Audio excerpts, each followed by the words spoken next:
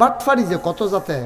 আপনি আইছেন চিটাগাংতে, কি গাং কথা বলে, কি গাং চিটাগাংতে আইয়া আপনার নামছেন বিশ্বরূপ।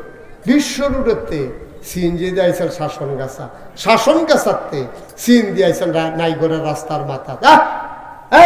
কি করো তুমি নাইগড়ের রাস্তার মাথা তাইয়া দেখেন যে মাত্র একটা রিক্সা আছে।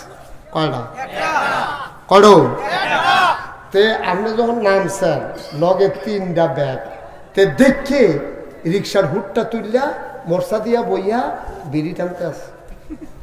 তা আপনি গ্যাস রেখেছেন যাবেনি ওমা তে নামছে পরে আপনি চিন নেওয়া লাইছেন তার বাড়ি আপনারা বাড়ির লোকে জিগা যাইবানি আমি তো ব্যাগটা লয়ে এসেছি চিটাগাংতে আমার টান দিয়ে তো দিয়ে না শৈল বলো না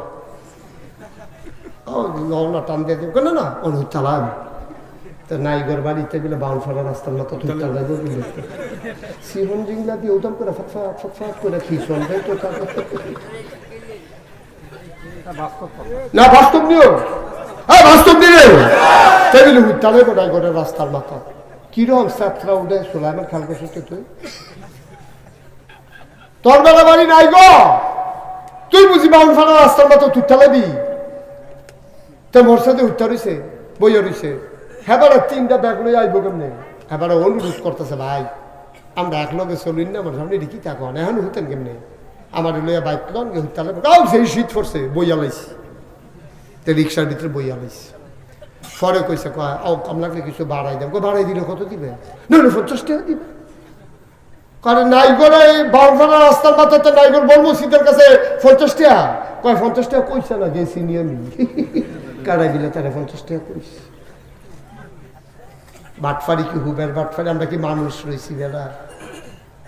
আরে তুই কইয়া নেচ্ছা তুই তো কইতিয়া ফরজ ভাই, আপনারা চাকরিজীবী মানুষ, আপনারা আশায় রাত যাইগে আমরা বইয়া থাকি মাইয়াডার ফর্ম ফিল আপ করান লাগবো টেহা হনও যোগাইতাম পারছি না শৈলটা বালানা এরপরেও বইয়া রইছি ভাই তাই ফর্ম ফিল আপ লই আটকাই গেছি গা আপনি কুতুর দইটা দিয়ে আমার জিডা কষ্ট করে পড়াইছি কয়দিন পরে মিলে তার ফর্ম ফিল আপ 2000 টাকা মিলে লাগে বোর্ড ফি, তারা তো আমার তো বেশি নেয় না কিন্তু টেহারা আমি যোগাইতাম পারছি না। আপনি কইয়া 2টা ফোঁটা চোখের পানি পইরা গেছে যে বেড়ায় চিটাগাংতে আইসে বেড়ায় যদি মানুষ হয় তাহলে বেড়ায় এমন আছে পুরা ফর্ম ফিল আপের টেহারাও দিতে পারে, ঠিক কিনা? তুই যে কায়দা করে বেড়ারে আটকাইয়া হইতা লাগবি কইয়া বিড়ি টেন না, তুই না হলে 20 টাকা বেশি নিবি না হলে 10 টাকা বেশি নিবি। এই কায়দার নেওয়াটা তোর জন্য তার জন্য আরাম না হারাম? আরাম না হারাম? তুই কায়দা করছ কি? তুই কে রে কায়দা করছ? আমাদের দেলোয়ারের কাছে গেছেন কাঠের লাগিয়া, দেলোয়ারে কইছে ভাই গাছটা অনেক ফুরান আনতে খরচ পড়ে গেছে বেশি, কিছু মনে করেন না ফিরসা বুজুর, নিতে হইলে আমারটা এত দামে দেওয়ান লাগবো, বুঝইলে নেন না হইলে আমি অন্য দামে বেশি দামে অন্য কারো বেতন লাগবো, কম দামে আছে আপনার দিতাম ফারাম কিন্তু এইটা হুজুর কাঠটা বালা গ্যারান্টি আছে, গাছটার বয়স অনেক বেশি, এক টুকরা চিরা ইসলাম ভিতরে খয়ারের মতো লাল, আপনি নিলে নেন উপকার পাইবেন টেহায় কথা কইব, এইটা কইয়া নেওয়ানটা হালাল আর সালাকি কইরা নেওয়ানটা হারাম, ঠিক কিনা? আমরা যে নামাজ পড়ি কয় যে এবারে যে নামাজ পড়ে এবারে মিশা কথা কয়, আরে তে নামাজ পড়ে মিশা কথা না কয় তাই যে আরো কতক্ষণ করে, কারণ তার তো এটি নামাজ না দো এটি তার নমুনা না তারে মাইসে নামাজই কইবার লেগে রাতে নামাজ পড়ে আবার তার মত হইছে সামনে বিলে নির্বাচন করবো।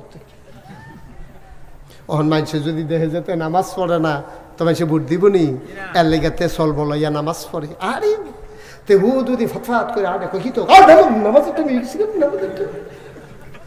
আটকা নামাজ হয়েছে খালি নামাজ দেখে তার বড় বড় করে অসুখতে নাউজুবিল্লাহ কা ভালো নামাজি রাহি আইতে করে না তে হু যদি আর তোর যে কই কই যা আরে নামাজ না কাপড় কই যে কি হারেক বেটারে দম খাইয়াতে নামাজও যায় দিনের বা 11টা জুহর নামাজ পড়তো যাইতে আসেনি এই বাটফা